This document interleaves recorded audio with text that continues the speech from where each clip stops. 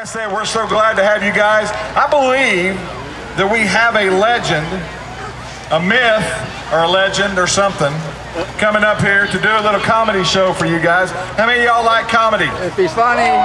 Comedy's kind of funny. This guy can be funny. I hope he's funny tonight. I'm not trying to put the pressure on. Do you feel pressured? Okay, he doesn't feel pressured.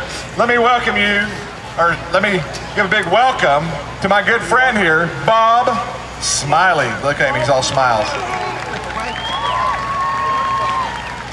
Thank you. I knew you guys were a great audience because, you know, you saved the standing ovation till the end. I really appreciate that. I know a lot of you don't even know me, so I'll just introduce myself in the little time I have. Like Rex said, I'm married. My wife and I, we have 5 kids because we're stupid.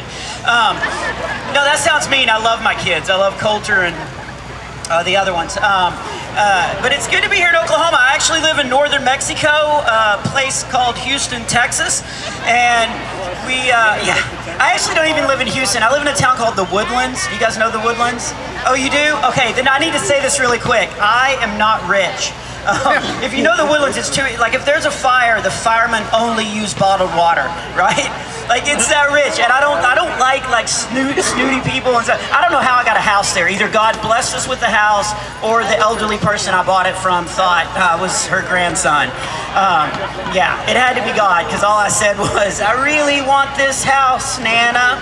So, yeah, so I live in the Woodlands. And by the way, man, just thanks for like having this and coming out and supporting this and stuff. It's so great, especially after COVID. And even this morning, I shouldn't share this with you guys, but on the trip up here, I lost $1,700. So I was already a little depressed. I don't know how it happened. All I did was stop at Buc-ee's.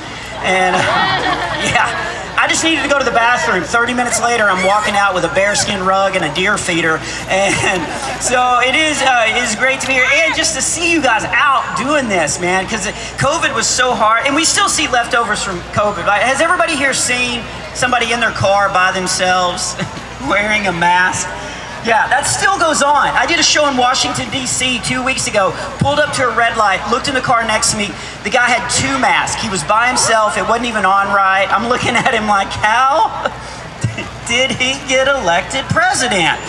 So, well, I'll be honest, I didn't even think you guys were listening, so...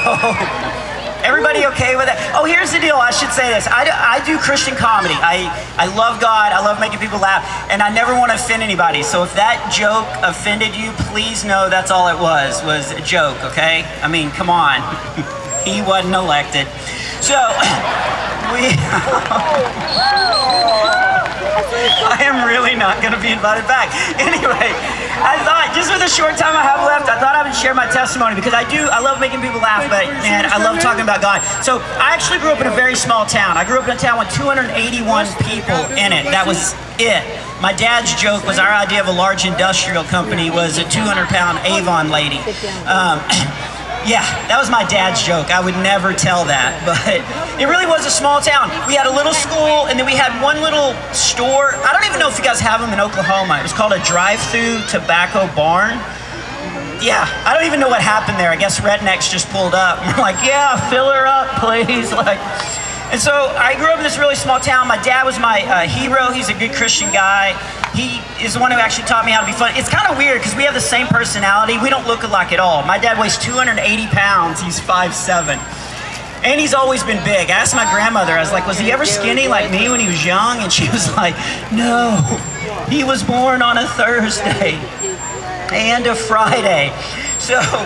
yeah, so he's this big dude, and I'm not making fun of him because he taught me that God created us all different and different shapes, skin colors, that should be celebrated. But he loves being big. In fact, he used to be like, Bob, come stand next to me so we look like the number 10. And, you know, and so I grew up, actually, okay, this is really quick. I just thought of this that he told me. I remember one time, my second junior year in high school, I went to him, and I was... Thank you. Yeah, I see people like going second junior year. I shouldn't have said that, but don't judge me. This is a Christian festival, okay? You need to act like a Christian and judge me silently in your mind. But no, I went to him and I was like, I don't look like you at all. Was I adopted? And my dad goes, yes, but they brought you back. So, yeah. That was kind of, and he wasn't mean. Actually, some things he did was mean. Like, every night for 6 months, he had me take communion, and I thought it was because I was a strong Christian kid. And finally, my brother was like, dude, he's just giving you NyQuil. So, yeah. So anyway, grew up in a very small town. My parents sent me to a Christian college. My mom wanted me to have a Christian education. My dad wanted me to go because he told me it was easier to pick up Christian women. What's with the shocked faces, guys? It is easier to pick up Christian women. You can use Christian pickup lines like, excuse me, I believe your rib belongs to me. So, yeah, and so I went there, and I was very, like, because I was a goofy little kid. First of all, I'll just tell this. First of all, when I was born, my ears were this big. Can you guys in the back there, can you feel the breeze? And we grew up poor, like really poor. You know, like we had to eat cereal with a fork to save on milk. And, so, all right, everybody get it that's gonna get it here? Okay, all right. No child left behind. Anyway, so we did, we grew up poor, and I'm a skinny redhead. Like, first of all, in high school, I weighed 118 pounds, okay? I looked like I went to a blood bank and forgot to say when. Yeah, I was the only kid in football that had to, you know, use chapstick as deodorant. And I was a scrawny redheaded kid with big ears, and my mom made all our clothes, which is loving, but my mom thought green brought my eyes out. And I finally had to tell her, Mom, you don't take a kid with big ears and a redheaded kid and put him in a green outfit, okay? What did I look like? Yeah, a leprechaun, okay? And kids knew it. They came up and be like, hey, Bob, you look magically delicious. So I went to college. That's where I met my wife. I like to do jokes, but I also am going to get serious for some stuff. But at the time, I thought it was love at first sight when I met her, because she was walking across the campus center, and for no reason, she stopped, and she looked right at me, which I thought was crazy, because I really thought I was hidden by the bushes. And yeah, love knows no boundaries. She looked right into my binoculars. And yeah, and as she was walking up, I got nervous, and I was like, don't try to be funny, just say something normal. So I thought, I'll just say, hi, you look nice. But I was so nervous, instead of hi, you look nice, I was like, nice, you look high. Yeah, but thankfully she laughed. We dated for 2.5 years. I proposed. That was nerve-wracking, waiting for that email response. And yeah, and we got married. And I did not, I'll be honest, I did not know a lot about women. I didn't know like stuff, like at night, I didn't know women at night put stuff on their face and in their hair. I guess to preserve them through the night. And I'm not making fun of it. I just tell your husband is all I'm saying. First week I was married, she came out of the bathroom. I didn't even recognize her. I was like, whoa, hi, greetings. I was like, should I take you to my leader? And she was like, idiot, I am your leader. And yeah, and so married 2 years. I'll try to make this quick because I know Rebecca is about to come up, but married 2 years, and then we had our first son. And man, it was a blessing. Again, I know you guys don't know me, and I probably shouldn't get all serious, but I always wanted to be a dad. And man, this is probably too personal, but when I first got married, I was told that I couldn't have children by my mother-in-law. And yeah, she thought she was in charge because we were living with her. And yeah, not a lot of money in Christian comedy. Anyway, but when we had our first son, I remember we went to the doctor, and the doctor already didn't like me because we met him 2 weeks before, and he was trying to give us good advice. He was like, if the baby's crying, it's because of 3 things. 1, he's hungry, 2, he's tired, or 3, he has a dirty diaper. And I'm a comedian. I was like, shouldn't dirty diaper be number 2? Yeah, thank you. I thought it was hilarious. He didn't laugh at all. He just turned to my wife and gave her a pamphlet on single parenting.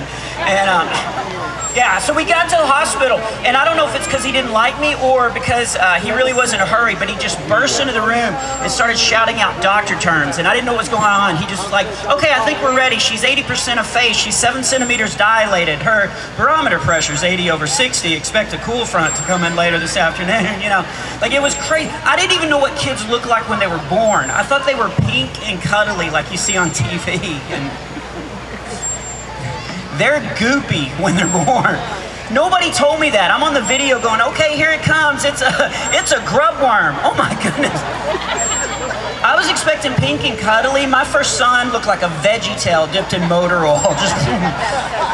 And I love telling that story because, again, like I remember they were over there cleaning the baby off and I was over there messing with stuff and they go, Mr. Smiley, here's your son. And I had never held a baby before, okay? And I know you guys don't know me, but that's probably because a lot of women haven't been like, here, hold my kid. And that's a good judgment on them. But I'd never held a kid before. And they put my son down in my arms and I'll never forget him reaching up with his newborn hand and just caressing my face. And the only reason why I want to share that today is because I grew up a Christian. I read the Bible early on. My grandmother actually got me to read the Bible. She took me aside when I was little and she was like, read the Bible when you're young. It makes me mad that young kids never read the Bible and elderly people are reading it like crazy because it's like they're trying to cram for a final. And yeah, and it made me read. And the Bible's not boring. There's so many great things in the Word. You know, there's wars and like, does everybody know Doubting Thomas? Like, he doubted one time, and everybody called it. One time on a date, I laughed and a snot bubble came out. Yeah, I don't want to be known as Snot Bubble Bob the rest of my life. But I'd read the Bible, everything made sense, except I didn't know why it had to be God's Son on the cross. Until I actually held my son that day and realized how much a father loves his son. And then it became perfectly clear that God found the ultimate sacrifice to show us, all of us, how much he loves us. So anyway, so we had our first son, had a second one, we moved back to Texas. At the time we were living in Nashville. Then with our third one, we did something different. I don't know if it's popular in Oklahoma, but I'd read an article. It was better to have the baby underwater. Have you guys heard of that? We did that. And oh, don't do that. Yeah, seriously, turns out not everyone at that YMCA had read the same article. Yeah, that lifeguard was angry. Doctor couldn't concentrate. He was like, push, what? Well, swim around. And yeah, but he was born healthy. I named him Xander. These are my kids, by the way, on my arm here. I named him Xander. I kind of wanted to name him Bob after me, you know, plus, come on, the way he was born. And You're fine. Just go around that. I can wait. I'm trying. Anyway, this part's going to get awkward because Rex he brought me here to do some jokes and stuff, but he also wants me to share from the heart. And here's the deal. Man, God is faithful. God can get you through anything. And I used to travel around the country and tell people that, but I really hadn't gone through anything. But here's kind of the inside look of my life. So I was married 17 years. We had 3 kids. And then my wife just walked away from me and the boys. And I'm not trying to bring down the day. I'm telling you, God took care of me and my boys. But for a while, I was a single dad, and it was rough, I'll be honest. And it was weird because my kids wanted me to start dating right away. And I was, you know, faithful I'm faithful in any relationship. Like, when I hang out with my pastor, I don't look at other pastors. I don't. I'm not like, oh, I wonder what his sermon's like. I bet he ends on time. So yeah, I was, and my friends started wanting me to date, which I don't know why the pressure was. Like, one of my friends signed me up for a dating site. Are dating sites popular here? Are they? One of my friends signed me up for a dating site called Plenty of Fish. Yeah, wait a minute, do you know it? Wait a minute, were you on it? You kind of look familiar. No, I just want people to back me up. That's a real site. It's called Plenty of Fish, and there are plenty of fish on there, but they're all bottom feeders. Yeah, it was, and here's the deal. What? Since you're giving jokes, I got a service announcement really quick. If you drive a maroon Ford with the license plate 470-4NC, you got about 5 minutes to get out there. The police are going to break your window because your dogs are in there. So if that's your truck, you better go now. Also, if you drive a gray Honda minivan, dude, you're old. I don't know how to recover from that. That's the weirdest thing. I was actually getting ready to get really serious. But here's the deal. For a while, I was a broken dude because my wife, she just left. She met somebody else with way bigger bank accounts, and it's true. And she's married and rich and everything. But for a while, I was a single dad, and I didn't even know if I could do comedy anymore. I honestly, for a while, thought that God couldn't use me. And I wasn't planning on telling this story today, but I honestly think maybe somebody is here that thinks that God can't use them, and that is a lie from Satan. And the way God got kind of a hold of me is there's a prison just north of our house, and a warden heard that I was going through some stuff and trying to be positive, and so he invited me to the prison to do stand-up for the prisoners. And here's the deal: I was scared to death. Like even just going there is scary. You can bring your ID and one key, and it's supposed to be your car key. But I'll be honest, I took my sharpest key. I did, and I took my oldest son because I thought it'd be good for him to see. Plus I thought if there's a riot, I can outrun him. So yeah, I had 3 others. Anyway, so I walked into this prison. And man, I'm this broken dude, and I'm just like, man, this life is not good. And they brought the prisoners in one by one, and the first guy looked probably how some of you are thinking in your mind. He was a short, little, stocky dude. He had all these tattoos all over his face and his neck, and he's walking toward, and I'm looking at the tattoos thinking, oh, I miss my grandma. And he had some of the same tattoos. Anyway, he walks up to me, and I'm as nervous as I can be, and he just looks at me, and he goes, man, thanks for coming. And I was like, dude, you don't even know if I'm funny or not. And I'll never forget what he said. He said, man, we don't care if you're funny. Nobody comes to see us. So the fact that you and your boy are even here, man, that just gives us a little bit of hope. And sometimes a little bit of hope is all you need. And then he got real emotional. He's like, man, I'd love to give you a hug if you'll put that key down. And yeah, and I'll be honest, guys, man, I started doing stand-up. I was making them laugh. They made me laugh. Because here's the deal. I don't really think through my act. I just get up and hopefully God directs it and stuff. But I have these bits that I like to do. And one of them is talking about being a dad, because there's all these jobs that I'm not good at as a dad. Like one of them is the protector of the family. So me, I'm the protector. First of all, I have the wrong body. Second of all, this is my real voice. Right. It's not very manly, right? Like, anybody scared? Like, if you were a burglar breaking in downstairs and I was at the top of the stairs, would this scare you? Like, you better not be down there. What is that? I'm the only guy that can stand at the top of the stairs and go, you better get out or I'll call my husband. Like, what? Which is another opposite of my dad. My dad has a deep macho Texas voice. He has a voice that echoes over the neighborhood. In fact, he used to tell me to do something, kids in other households would get up and do it. Like he'd be like, take out the trash. And kids 2 doors down would be like, yes, Lord. Like, so it's totally out of, so that's one of my favorite bits is that I love making fun of me because I know God loves me, so I don't care if people make fun of me. But I love doing that protector bit, but I did that for a room full of prisoners, not realizing, I don't think you guys are following me. I said to a room full of prisoners, pretend you're a burglar breaking in downstairs. One of them yelled out, don't have to pretend. But I'm telling you, man, God brought me there to remind me that He can still use us. Even if we feel broken, God can use us. So I'll speed this up because I'm almost done. But so yeah, I was a single dad for a couple of years, and then I met this amazing woman. I did meet her online. That sounds weird, but we met on a dating site called MySpace, and yeah, it was awesome. We were the only 2 left. Yeah, and she's a little younger than me, so I was very nervous about that first date, but her favorite band was playing in Houston, The Wiggles, and yeah, I wanted that date to go on forever, but it was a school night, and, oh, I should say she was a teacher. That sounded creepy, sorry. He's 2, so he's not really going to catch that. So I have 2 bonus kids. I have so my 3 boys. I'm not upset, and then, I'm just like, she has 2 kids. Don't knock it over, I'm going to say please. this really quick, because I love people who have a heart for other people. And the first time I ever talked to my wife, I didn't know she had kids, and she mentioned something. And I'm just going to be honest, guys, this story is going to make me look really bad, but I don't care. She mentioned something about having kids, and I go, hang on, you have kids? How many kids do you have? And she goes, I have 2. And I don't know why I did this, but I went, yeah.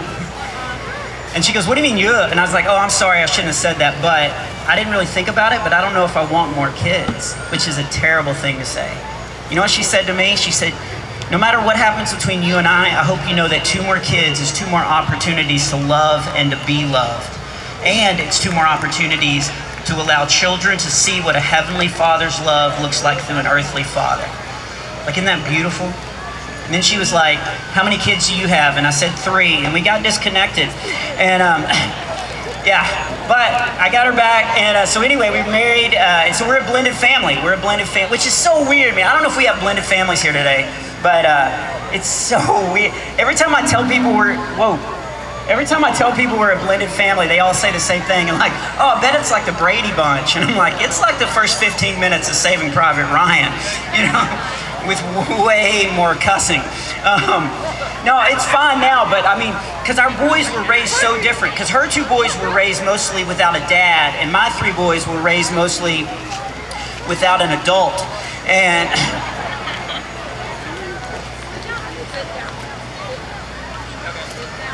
no, it's okay. She said for me to step back because you guys can see me too good. What kind of slam is that? Anyway, I'll finish this up. But yeah, we're a blended family, and that was a big difference. Oh, I can talk about hunting, can I? I can talk about hunting here in Oklahoma, because there's all these things that offend people all the time, and I never get like discipline. Like, how do you discipline your kids here? Okay, 3 of you spank them, the rest of you just stare at them. Nobody do the right. I'll be honest, man, we have 5 boys. We spank our kids when they're bad. We do it out of love, but, and we got the James Dobson Strong-Willed Child book. I don't know if you guys know that, but man, it really helped because it was thick enough that when we'd spank them, Okay, see, I love that you're laughing at that. I told that joke in Michigan about a month ago. This lady came up to my merch table afterwards and she was like, you're advocating child abuse. You should never spank your children. And I was like, you're a Christian. Haven't you read Proverbs where they talk about it? And she was like, that was different. That was the Old Testament. They didn't have timeout back then. And I was like, what? It's like, yeah, they did. What was a lion's den, huh? So all that is just different. So the reason why I mention that is because my boys and I, we're hunters. We're big hunters. We love hunting. I'm just going to brag. November opening day last year, I got a 10-point buck. Yeah, thank you. And it did not mess my truck up like I thought it was going to. But we grew up poor, and so hunting was how God provided for our family. My dad would take me duck hunting. I don't know if you guys duck hunt, but that's a beautiful moment. The sun coming up. My dad and I'd be hiding under the slide by the swing set, and I'd be tearing off the bread. Little ducks would come waddling out. You know, so... Don't you put your hands over here. You know I'm kidding, right? They didn't waddle like that. Anyway, but my 3 boys and I grew up hunting all the time. In fact, so for a while we were single dad. I was a single dad, and we had 3 boys, and we were known as kind of the crazy frat boy house, but we were also known as the Christian house. I don't know if you guys have the same infestation problem as Texas does, but we call them Californians. Do you guys have those? We had this California family move in 3 doors down for us whenever I was a single dad, and they're part of the, what's the cult where they try to brainwash everybody else? What's it called? Vegan. They're vegan. Yeah. And here's the deal. I never want to offend anybody, but if you're vegan here, I don't care, okay? I used to worry about offending vegans, and then one day it hit me. I was like, why am I worried? They're not going to attack me. I'm made out of meat. So, but I remember the mom knocked on the door because her son had eaten dinner at our house the night before, and she was like, did you feed my son yesterday? And I was like, yeah. Is there a problem? And she goes, did you feed him squirrel? And I was like, ma'am, we call it chicken of the tree. Yeah, so that's how my boys grew up. And my 2 bonus kids, in fact, the first time I made a meal, see if you guys have heard this phrase, I made a bunch of chicken legs, and I made like 50 of them, and I set them down, and my oldest bonus kid, Dylan, goes, what is that? And I was like, that's a chicken leg. And he goes, is that meat on the bone? I had never heard that phrase before. And I was like, I guess it's meat on the bone. He goes, we don't eat meat on the bone. I looked at my 3 boys. They had a drumstick in each hand waiting for the prayer. I was like, you better start, because once the prayer's done, your option's going to be bone. So we had that. And how we raise our kids, we're different. And my wife raised her 2 boys with, emotions and feelings. Okay, I see some of you looking. My boys and I have emotions. And my 3 boys and I have cried together, okay? I mean, we're Dallas Cowboy fans. So, yeah, I know. Yeah, and for those of you booing, you just wait till 1992. But anyway, so, okay, really really quick example, and then I'll close out. But this is how we raise our kids differently. One day I went up to Mason. He's my youngest bonus kid's room. I was putting some clothes away. I looked in the corner. He had a pet bird, and it had passed away. It had died. And my first response was, "We had a bird? I didn't know." I never go upstairs. We have 5 boys. The smell is not good. But he did. He had a bird, and it died. I don't know how. Probably old age. I just found it right in my dog's mouth. And yeah, I know. I felt so bad. But I was very glad that I found it and not my wife, because I knew what to do, right? I wrestled the bird out of the dog's mouth, cleaned it off. I put it back in the cage. I made it look like a suicide. So, don't laugh, man. You should have read the note. But here's the deal. My wife said, hey, whenever I told her, I was like, she goes, let's do this. Because I would have just texted my boys and said, hey, the bird died. And she said, no, let's wait till everybody's home and let's break the news, and then we'll let them individually talk about how it makes them feel. Yeah, don't laugh, man. I was on board. I was thinking this is going to be a good TikTok. Because I knew my boys would make jokes, but then I thought, no, this is an opportunity. This is a good opportunity. And then I was like, you know what? I'm going to text my boys and tell them not to make jokes, that this is a bonding moment, which is pretty adult, right? That's a good, yeah, I really wish I would have remembered to do that. But I write for Focus on the Family. I write this book series for middle school kids, these comedy devotion books, and I was working on one, and I looked up and I realized all my kids were already home, and I ran into the living room, and my wife was standing there, and I'm looking over the shoulder like, please don't laugh, telling my kids, which was a waste. I was the first one to laugh because I did not know they named that bird the Godfeather. Yeah, thank you. But she goes, our pet bird, the Godfeather, has passed away. I'm looking at my 3 boys like, please don't make jokes. My oldest, who was most like me, was like, we had a bird? My middle one goes, oh, cool, now we can play badminton. I know. I looked at my youngest son like, please redeem the Smiley name. And he goes, looks like we're having meat on the bone tonight.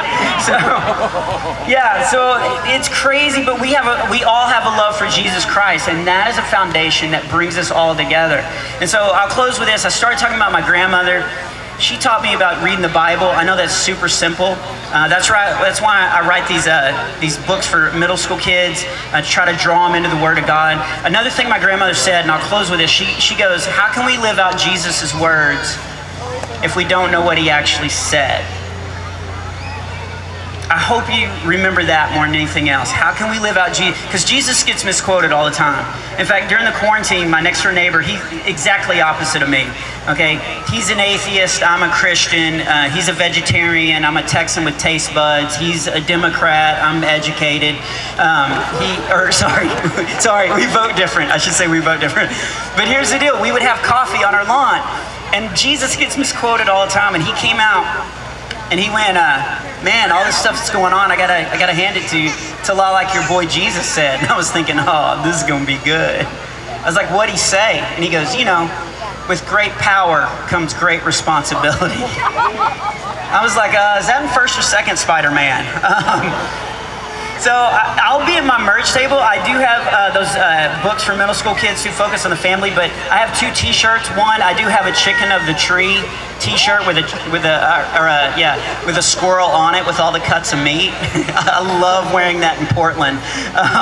But I have that shirt. But the other shirt, I got the idea from what my grandmother said, and it just has a drawing of Jesus, and it just says, "I never said that," right? Because he gets misquoted all the time. But what did he talk mostly about? He talked about love. That's what this festival is about. That's what this church is about. That's what our goal in life should be about, is spreading that love. Just one last quick parenting tip before I get off the stage, though. Find out what your kids are reading before you do certain activities, if they're reading the Bible. Because I took my oldest son, Coulter, on a camping hiking trip one time, not realizing he had just gotten the part where Abraham had taken his son Isaac. Okay, if you're not laughing, you're not cramming for your final. My son was sitting by a campfire reading the story of Abraham taking his son Isaac to the top of the mountain to sacrifice him. He didn't know the end. I got out of the tent and I was like, "Good morning, Coulter, you want to go on a hike?" And he was like, "What? No!" He goes, "I want to go home." And I was like, "What's up with you?" And he showed me, and I was like, "That's hilarious." Now grab that firewood and that knife and let's go. So I hope you guys have a great rest of the festival, and I'll be at my merch table if you guys want to come talk to me. But man, let's don't forget Jesus' words, and it's all about love, man. I love you guys so much. Thank you. Awesome. Give him a big round of applause. Mr. Bob Smiley.